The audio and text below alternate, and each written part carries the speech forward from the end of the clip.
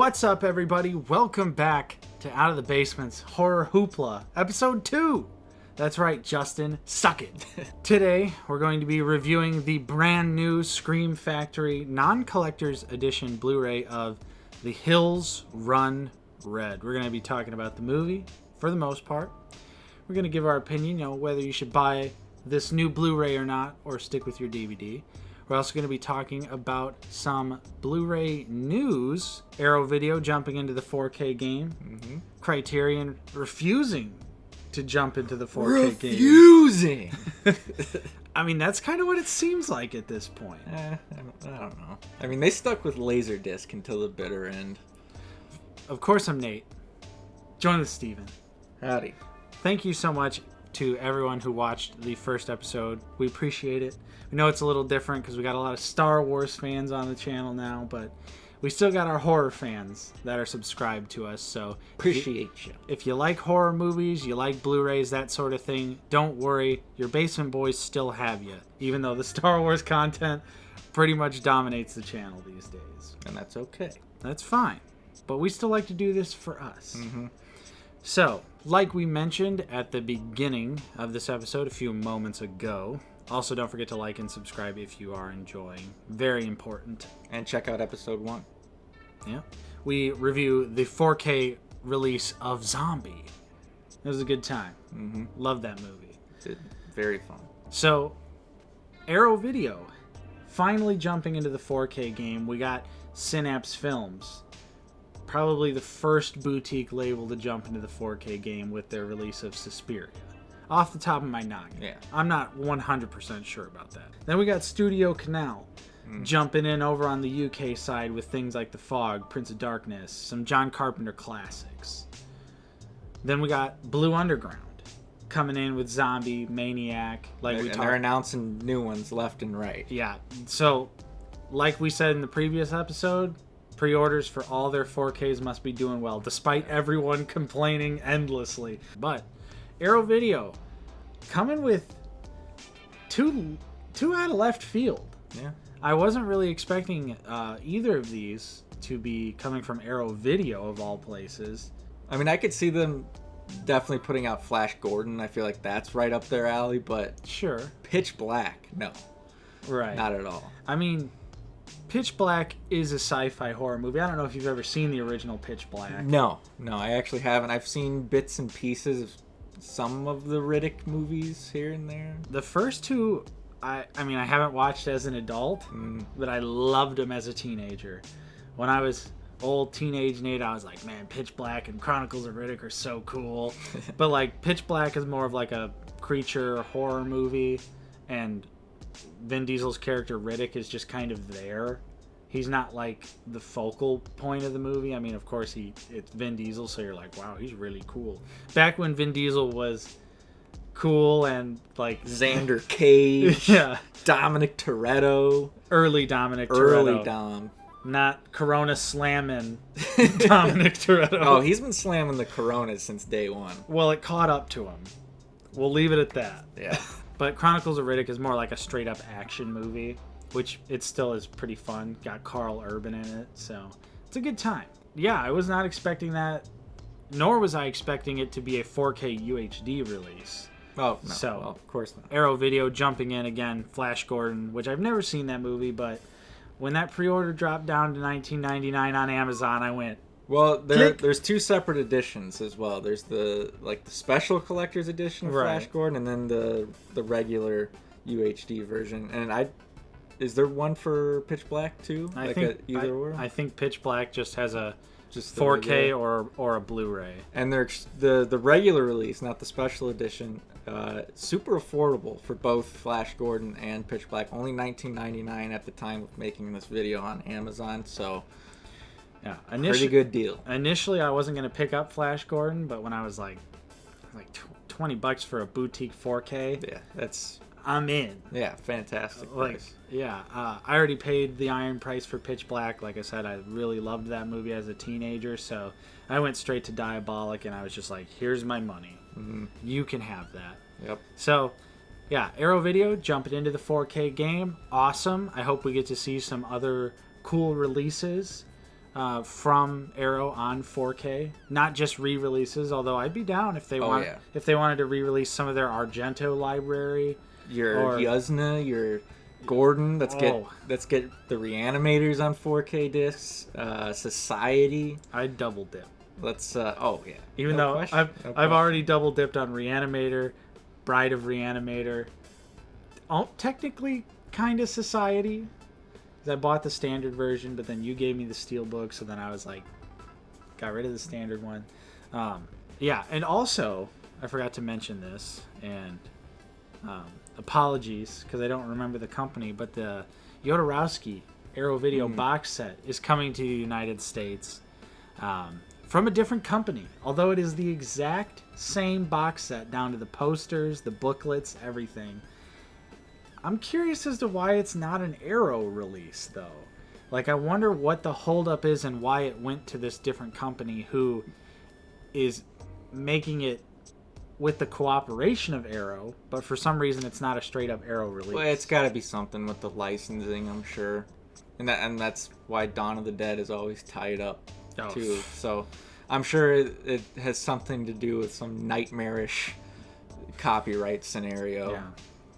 I'm still keeping my Region B pre-order for the Jodorowsky box set because I want that Arrow Video logo. Of course. Because I got that Arrow Video shelf, and I know... The real box logo. Yeah, and I know it would look great. And, of course, like we said in the first episode, we got Region B players, so we can actually watch and enjoy the films. And then, Criterion recently announced that they are finally bringing The Elephant Man, the David Lynch film, which is not a horror movie, but it is a great film that I recently watched on 4K UHD disc, which is literally right here, from Studio Canal. Nice big old box there. Oh yeah, big thick booklet. You got a fucking pop-up.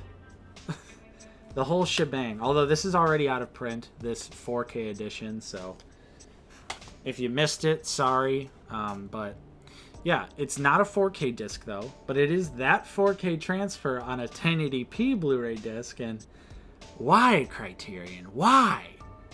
Get into the 4K game. That would have been a great first 4K for them to do.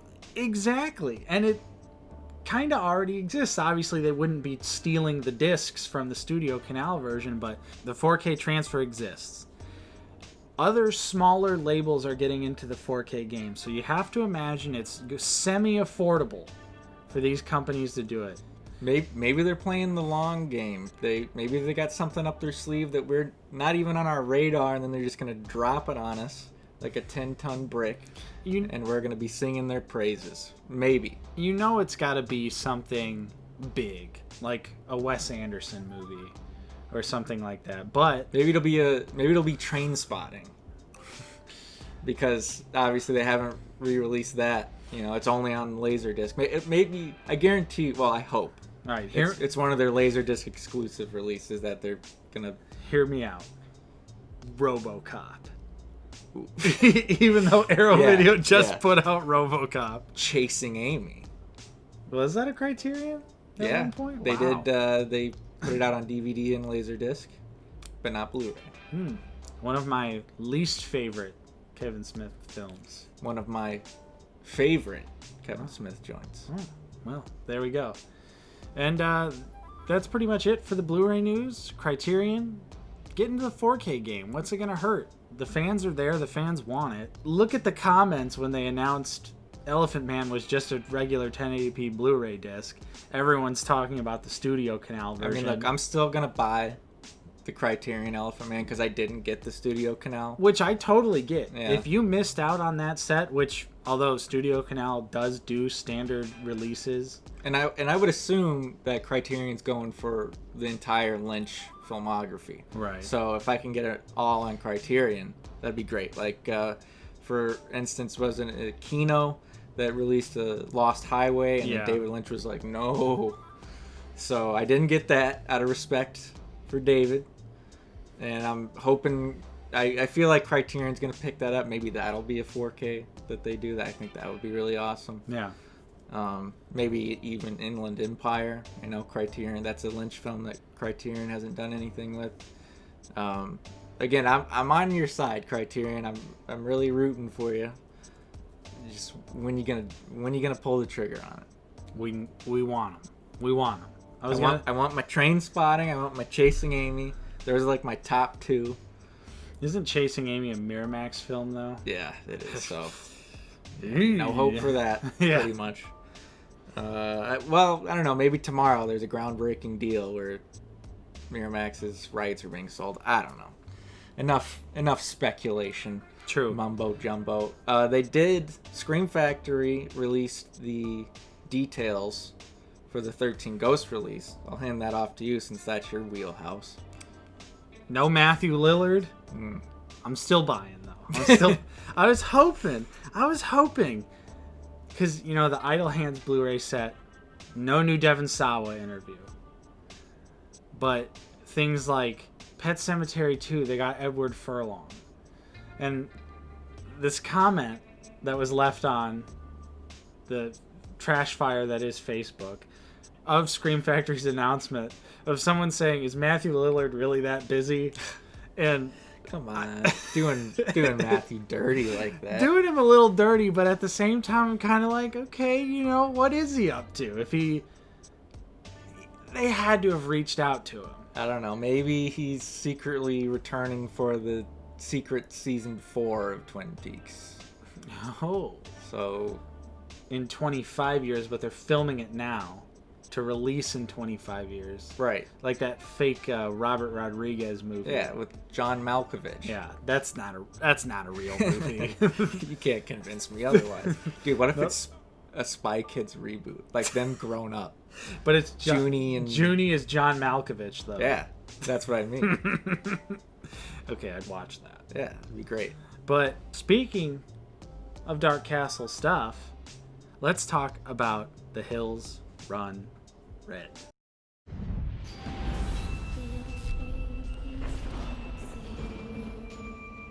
Four friends are searching for a horror film that's been missing for 20 years. But nothing can prepare them for the final cut. You don't have to do this. Everybody is expendable for the good of the film.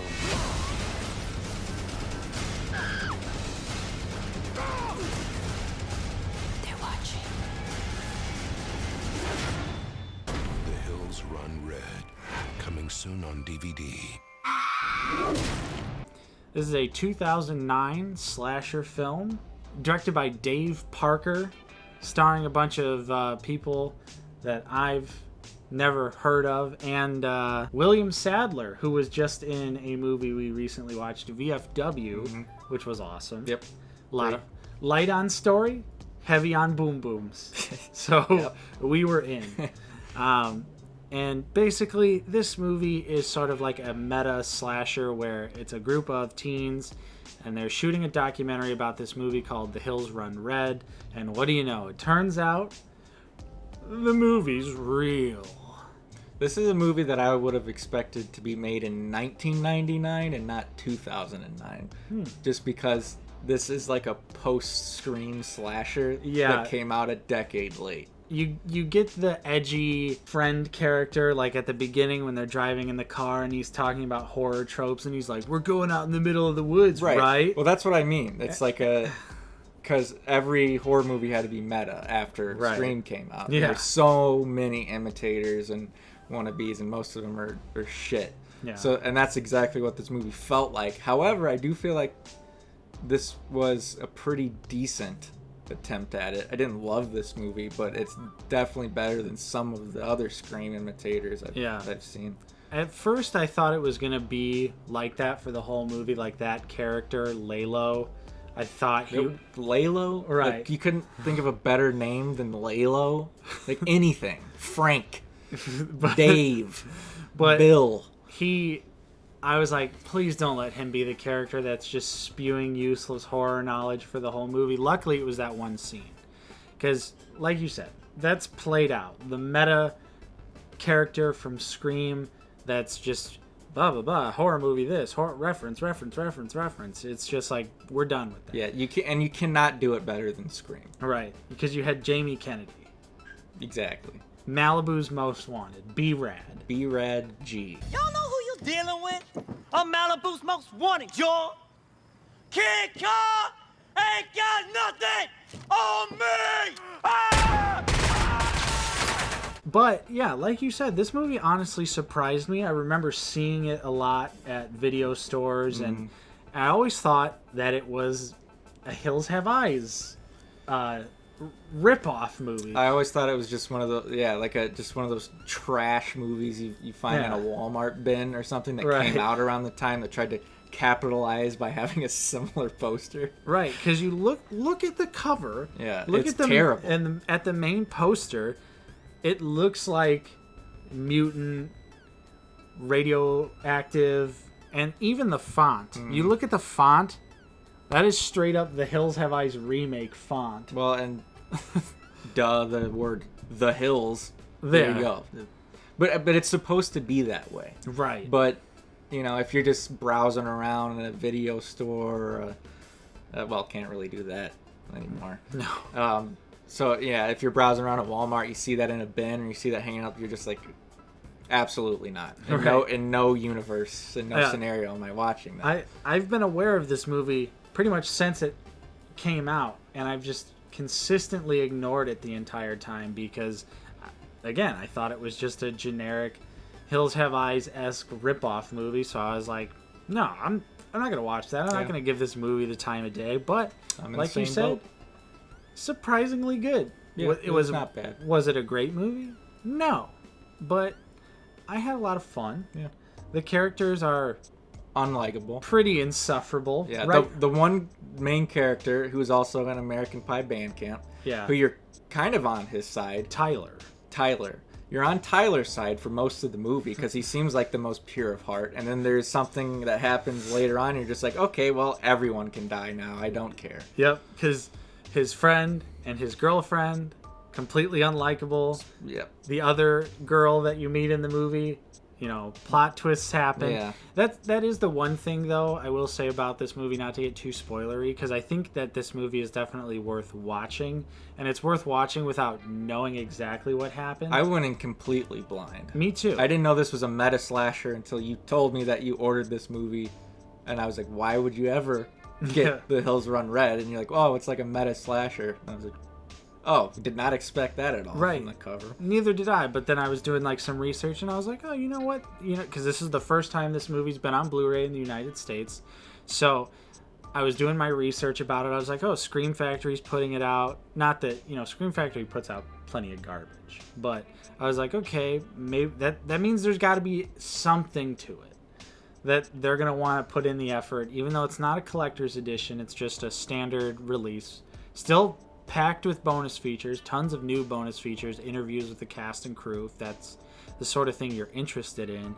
So I was doing my research and I was like, oh, this actually seems kind of interesting, seems kind of good. So I blind bought it, and I personally don't regret it. I think I would watch it more than once. But, am I dying to watch it again right away? No. But, yeah, the movie is meta, but it's also predictable. The meta moments are very predictable. I called stuff that was happening in the movie, halfway through, and we barely got an inkling of what was going on. I was like, oh, this is what's going on. And then later in the movie, yeah, okay, that's exactly what's going on. But then it twists again. Yeah. But then it twists again. Yeah. And then it twists for a third time. Yeah. And I honestly didn't, to compare it to Rise of Skywalker, at the end when twists are just happening nonstop and you can tell it's completely uninspired and they really didn't know what they wanted to do. These twists didn't feel that way because it was meta and they were understanding the tropes that they were doing, so they kept taking it in different directions, which I did like, and I didn't get tired of it. I didn't be like, oh, here we go, another twist just for a twist. It was we watched it with my girlfriend and she was like, how many times is it gonna fade to black? And then literally one of the characters mentions how cliche it is to fade to black, and I was like, they got you there. Yeah, it's because literally within a 15 to 20 minute segment it fades to black 3 times, So you're just kind of like, oh my god, like who edited this movie at first? But then they're like, they turn it into a meta moment. So And there's some good visuals in this movie here and there. yeah, They're seldom, but once you see them, you're like, wow, that's actually surprisingly good, like visual and direction. yeah, There. And this director, Dave Parker, yeah. is that right? He did the Full Moon zombie movie, The Dead Hate the Living. His filmography isn't extensive. Some weird curveballs in there. Didn't you say he wrote House of the Dead? Yeah, he wrote the video game adaptation of House of the Dead. Yikes. Side note, that trailer for House of the Dead, the movie, used to scare the living shit out of me as a kid. Really? Yes, yeah, it terrified me. When the main villain sticks his tongue on the girl's cheek. Terrifying to me as a child. Loved that movie as a kid. I absolutely adored it. I thought it was the coolest movie. I liked playing the arcade shooter as a kid. Like, the video game didn't scare me. I liked it. But I don't know why the trailer. The movie has transition scenes, and the transitions are clips from the game. Awesome. And it's the most jarring, stupid shit. Why do I feel like I might love it? I think you'd find some real enjoyment. There's wires. You can see the camera track a lot in the movie. Yeah, I've heard that movie is complete dog shit. Yes. And there's a second one. Yeah. Somehow. I don't know how, but it happened. Anyways, but yeah, another curveball. He was one of the editors for the original X-Men movie, so he's had a weird career. He's gone director, writer, editor. He's all over the place. So he's been around horror before. Maybe not the greatest horror movies ever, but he's familiar with the genre, and you can tell with this movie he is a decent director. Yeah. Again, not the greatest movie ever, not the greatest direction ever, but there are some shots in this movie where you're like, damn, that's pretty awesome. Yeah. And there's some pretty good practical effects too. There's you see clips from the movie in the movie, and there's like, fingers getting cut off, people getting slashed with an axe, all sorts of pretty decent kills. There is a couple egregious CG effects. Oh yeah, there's one particular CG kill that is hard to look at, and it's very obvious, and you know exactly what it is because you're like, oh, this is gonna be a great kill. Mm-hmm. You're like, I know exactly what's going on. Classic setup for a kill like this, and then you're like, oh, this is like Final Destination 3D levels of CGI here.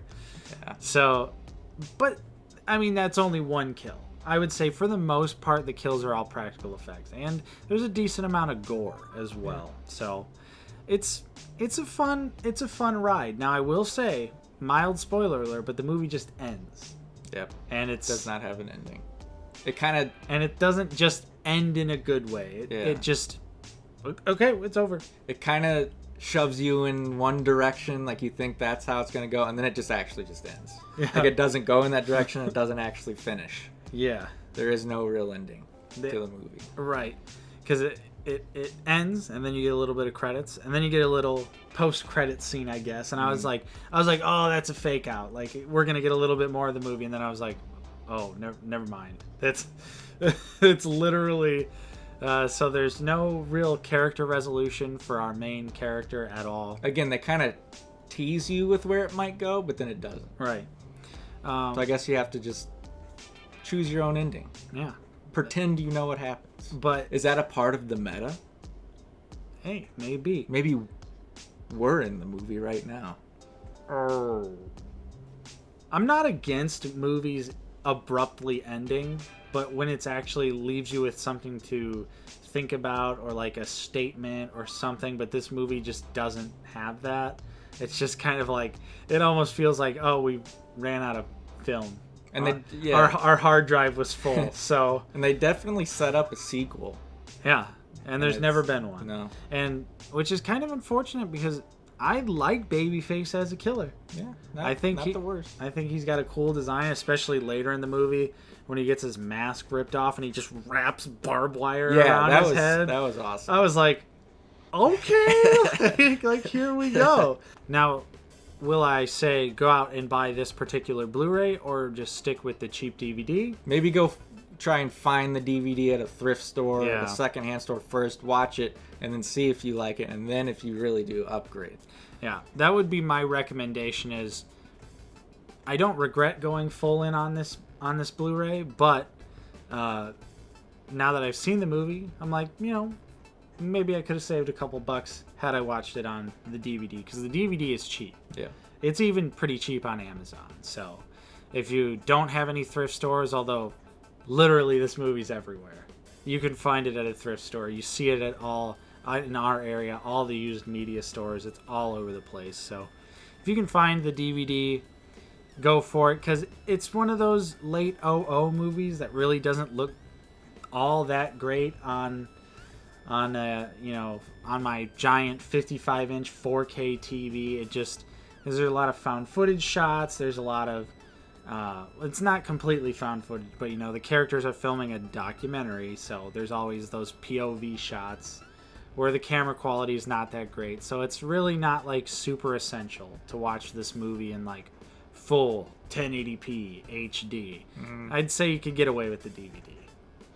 I would agree. So, Steve, do you have any final thoughts on The Hills Run Red? It was a lot better than what I could have ever imagined. Just, going into it completely blind, and after seeing that egregious cover for years and years and years. Which thankfully you do get reversible art with this Blu-ray as well. Yeah. Which is more of like you see the poster in the movie, which also hilarious. The Italian version of the poster in the movie. And then also there's a spaghetti western from 1966 with the same name. They joke about it in the movie. Mm-hmm. Funny little meta moments. Yeah. I would, if you're not, a huge slasher fan, then definitely skip it. It's going to do nothing for you. But if, slashers are your thing, I would definitely check it out. And I would say that this is definitely one of the better, and maybe even the last Scream ripoffs. Because obviously, like I said, it right off the bat, you feel like this should have came out in 99 instead of 09. Yeah. So it really does have that, like, we're trying to be Scream feel, but it pulls it off pretty decent. Yep. So, give it a watch. It might just be a one and done for you, but it's worth at least checking out once. Definitely. Hills Run Red. Surprisingly decent. So, that was our review for The Hills Run Red. What did you guys think? Have you seen this movie before? Are you going to check it out now? Let's talk about it in the comments down below. Of course, if you enjoyed this episode of Horror Hoopla, don't forget to leave a like. Subscribe if you're new. Again, and I think right now we're on track for like once a month episodes, but I kind of want to speed it up a little bit because I'm thinking we review all the Halloween movies before Halloween Kills, because that's coming out later this year. I like it. I think that would be a good little jumping off point. And the next holiday coming up is the 4th of July. Oh. And I know a certain horror movie that's based on that holiday, and it does have a Blu-ray. Do you own it? No, unfortunately. But I should buy it. I should just pick it up. Uncle Sam, of course. A video store classic. Yeah. So, maybe join us for this 4th of July and we'll watch Uncle Sam and have a good time with it. Of course, I'm Nate. Join with Steven. Take care. Thank you so much for watching, everybody, and we'll see you guys next time on Out of the Basement.